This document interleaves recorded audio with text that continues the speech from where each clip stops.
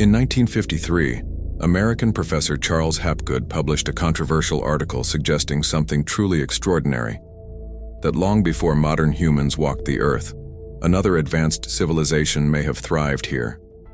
The idea seemed impossible, absurd even.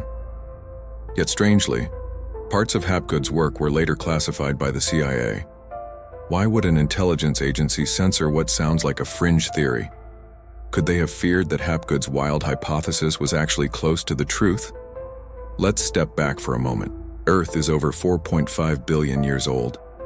Homo sapiens have only existed for about 300,000 years. That's not even 0.01% of Earth's history.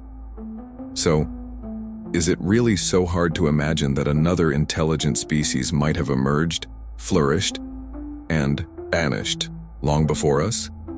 In this video, we'll explore recent findings and theories that may forever change how we view human history, from the true intelligence of dinosaurs and the resilience of mushrooms in apocalyptic conditions, to the shocking possibility of an ancient civilization erased by time.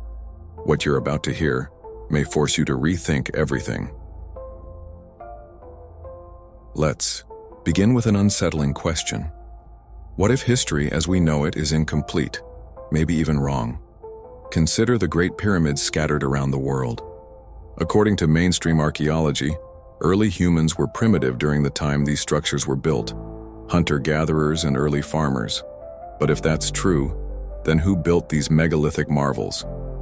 Take the Pyramid of Chichen Itza in Mexico, the tomb of Pharaoh Djoser in Egypt, and the Ko-Ker Sanctuary in Cambodia.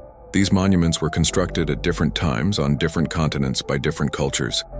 Yet, they all follow eerily similar architectural principles.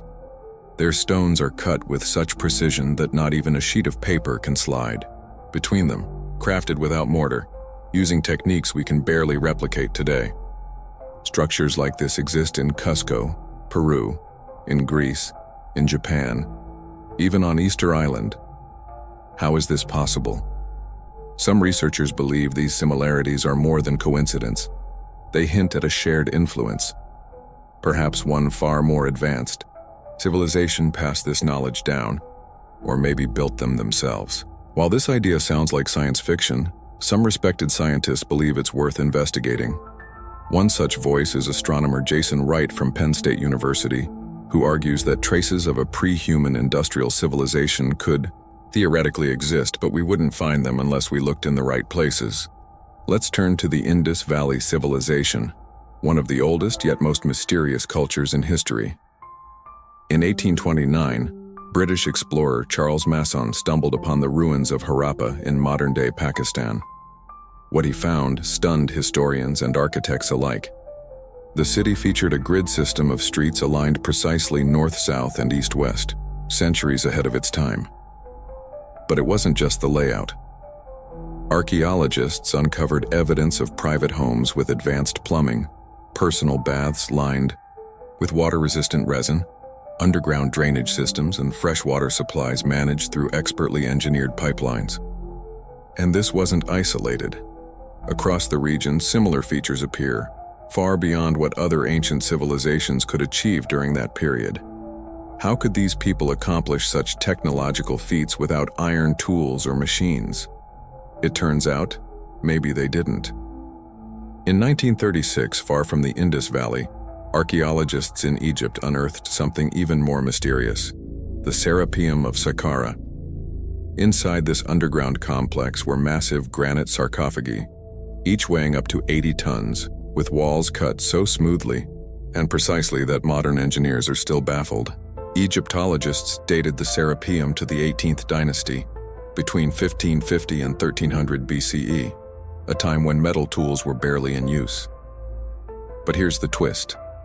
Several of these sarcophagi bear marks that resemble the grooves made by high-speed modern drills.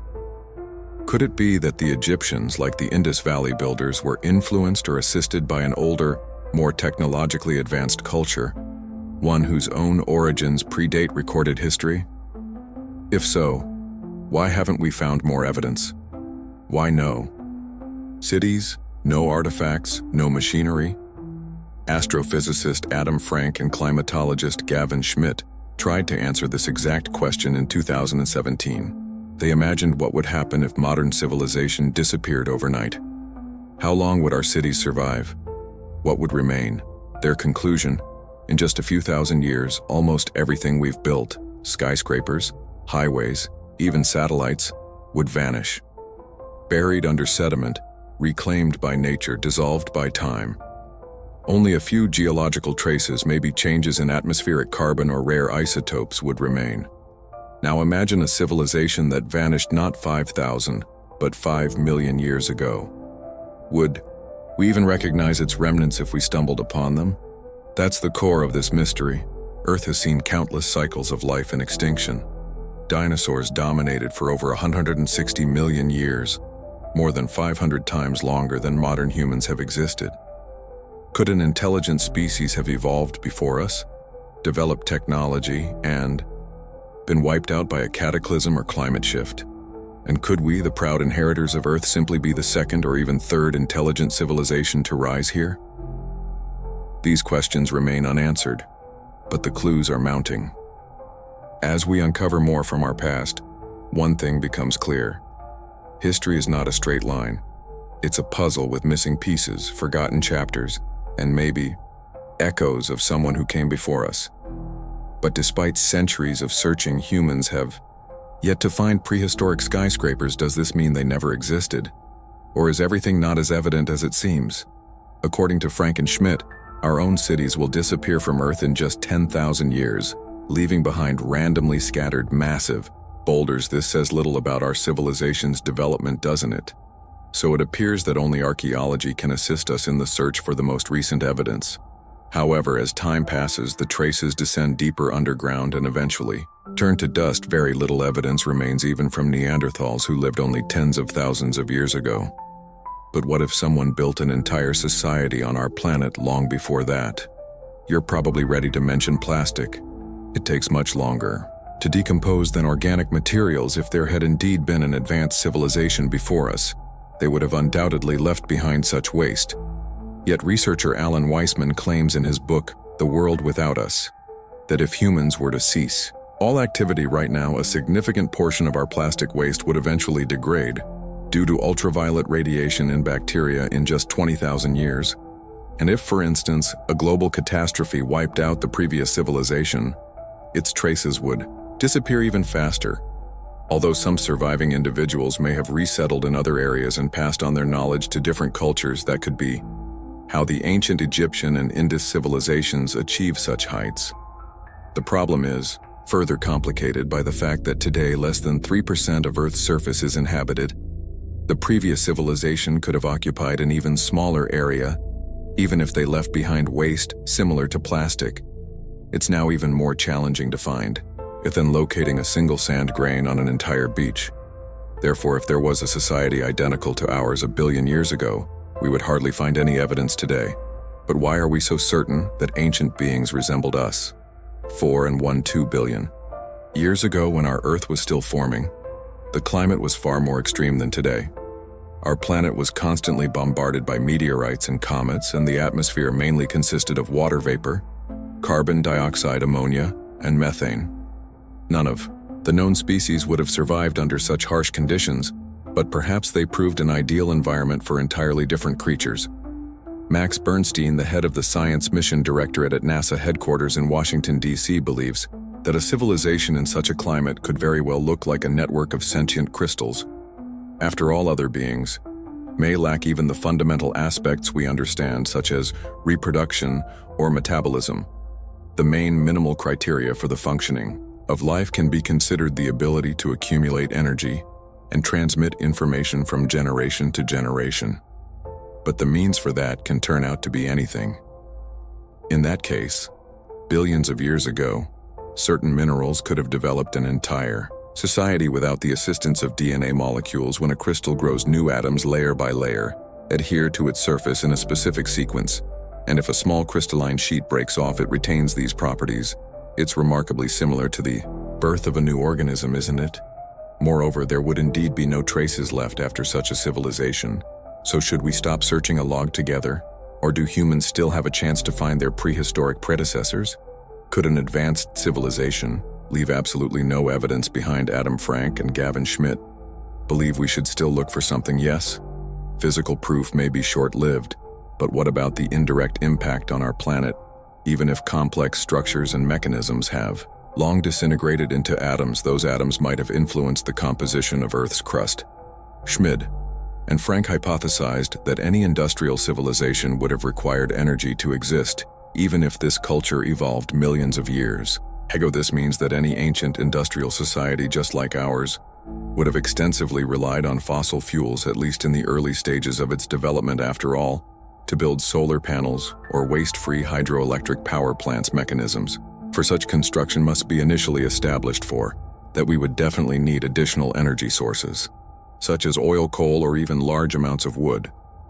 Such energy-intensive industrial processes, especially their waste, would undoubtedly have left physiochemical traces within the depths of our planet. In simple terms, we shouldn't be searching for the ruins of prehistoric factories, but rather the emissions from such production. Schmidt compares this to searching for fingerprints. When investigating a crime in such cases, we first try to gather maximum information and only then embark on finding the culprit. So why not apply the same method in the search for an ancient civilization to begin with? We should pay attention to significant accumulations of radioactive elements in atypical places because it's improbable that they ended up there on their own. Strangely enough, this brings us back to the mysterious Indus Valley civilization. During excavations in the state of Rajasthan, in northwest India, archaeologists discovered an entire layer of radioactive ash. But these incredible findings surely didn't end there. In 1977, researcher David Davenport embarked on excavations of the ruins of Mohenjo-Daro, a major Ind, the city. Soon the scientists stumbled upon a pit with a diameter of 50 meters. All the stones inside seemed to have melted and transformed into a glass-like substance. But such a phenomenon could only occur at very high temperatures, reaching around 1,500 degrees C. It gave the impression that a nuclear explosion had occurred on the territory of the Indus Valley civilization long before our era. Strangely enough, ancient legends only confirm such daring speculation. The Mahabharata is one of the greatest epic works of Indian literature that holds incredible cultural significance, not only in India but also in many other parts of the world. And within its pages there are rayons of a powerful explosion shining as bright as 10 Fursuzero's suns, capable of burning down entire nations. Furthermore, it vividly portrays the aftermath of such a detonation. Survivors losing their nails and hair, and the land and food becoming contaminated. Sounds just like the consequences of a nuclear catastrophe in Hiroshima, doesn't it? But even if the representatives of the Indus Valley civilization were advanced enough to create nuclear weapons as early as the 3rd millennium BC, they were still humans. However, what about pre-human societies? Oddly enough, in the history of our planet, there have been other periods that indirectly indicate intelligent intervention. Today, we live in the era of hyperthermia, a sudden rise in temperature in various parts of the globe caused by human activity. But 56 million years ago, something similar occurred on Earth. The temperature rose so drastically that the average mark at the poles reached 20 degrees C. Of course, excessive industrial activity couldn't have been the cause. Or could it? Scientists now blame cyanobacteria, also known as blue-green algae. During that period, their population in the world's oceans increased several hundredfold. However, how exactly cyanobacteria managed to influence the climate remains a mystery. Or were they merely byproducts of another far more advanced society? The concept of a crystalline civilization still appears too unfathomable to many scientists. Still, even they don't really deny the possibility that billions of years ago, other organisms might indeed have ruled our planet. So could humans possibly underestimate the abilities of those they encounter every day? In the year 2000, Japanese biologist Toshiyuki Nakagaki decided to conduct a mind-blowing experiment. He placed a sample of mold at the entrance of a maze used to test the intelligence and memory of mice at the other end of it. He placed a sugar cube, and a few hours later the scientist couldn't believe his eyes. The mold seemed to sense the sugar scent and began sending its threads. Searching for it, the mold's mycelium branched out at every intersection in the maze, and those that reached dead end just turned around and started over. Soon enough, the mold had enveloped the long-awaited piece of sugar.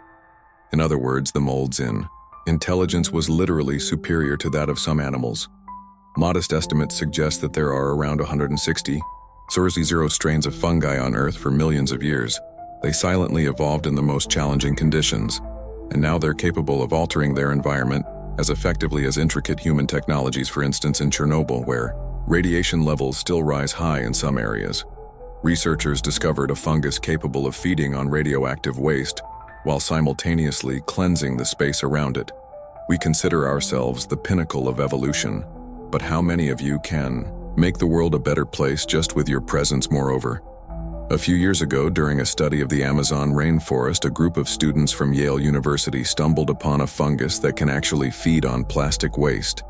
It happened pretty unexpectedly. The fungus simply devoured the container where it was placed for further examination.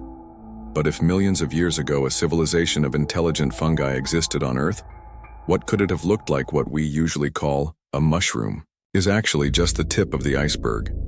The true mystery lies within the mycelium itself, a network of delicate filaments that practically envelops our entire planet. Within 10 cubic cm of soil, you can find a staggering 8 km of fungal threads. So those mushrooms peeking out of the ground are merely the tips of these networks, the tools through which the organism disperses its spores. Nowadays, scientists largely agree that mycelium not only transports nutrients and chemicals, but also functions as an intelligent and self-learning communication network. The most mind-boggling part is that there's no central server in fungi. Each filament operates independently, and the information it gathers can be transmitted in all directions throughout the mycelium. What's even more bizarre is that this pattern resembles the modern internet structure. It turns out that a remarkably advanced communication system has been lying right beneath our feet all this time in ancient times. Such a mycelium network could not only contribute to the development of other organisms like cyanobacteria, but also cover its tracks. I mean, if intelligent fungi once produced plastic or even radioactive weapons, they long ago rid themselves of these waste products, so it seems humans won't be able to find any evidence in the end. Well, who said Earth could have harbored only one civilization? Perhaps new societies emerge on our planet every few tens of thousands of years, especially considering we managed to acquire some intriguing clues after all in 1970, in one of the episodes of the legendary TV series Doctor Who. The so-called Quran appeared. They were fantastic humanoid reptiles. According to the storyline, they were the first intelligent beings on Earth. Of course, at that time, it was all just innocent entertainment. However, this concept was later backed up by specific scientific justifications. We've all seen the enormous fossilized remains of dinosaurs. But do we know how they actually lived for many years? The scientific community believed dinosaurs were ferocious and rather dumb creatures after all. According to the analysis of their cranial cavities, the brain of the massive Stegosaurus was larger than a walnut. However, recent research indicates otherwise. In 2021, paleontologist Diego Poe proved that most dinosaurs were far more intelligent than we had thought. For instance, individuals of the Myosaurus species to the same place every year to nest, meaning they possessed enough intelligence to remember the location and assess its good points. It's highly likely that Myosaurus even developed a division of labor. Males guarded the inning females and eggs, while adolescent dinosaurs explored the surroundings in search of suitable food. This is much more complex behavior than that of creatures with walnut-sized brains. After having analyzed this data, researcher Lori Marino concluded that most dinosaurs resembled intelligent birds rather than sluggish reptiles. Have you ever witnessed a crow or a parrot distracting a human's attention to let another bird snatch a couple of snacks? Trust me, they're capable of much more. It's astonishing that birds also have small brains compared to the rest of their bodies, even though that's what allows them to fly, as they would struggle to lift their heads if they were too heavy. Nevertheless, the neurons in their brains are densely packed with several times more neuro connection per gram of brain compared to mammals. This means a small brain didn't prevent dinosaurs from building their own empire. After all, the human brain today isn't significantly different from the brains of our primitive ancestors, but that hasn't stopped us from launching spaceships.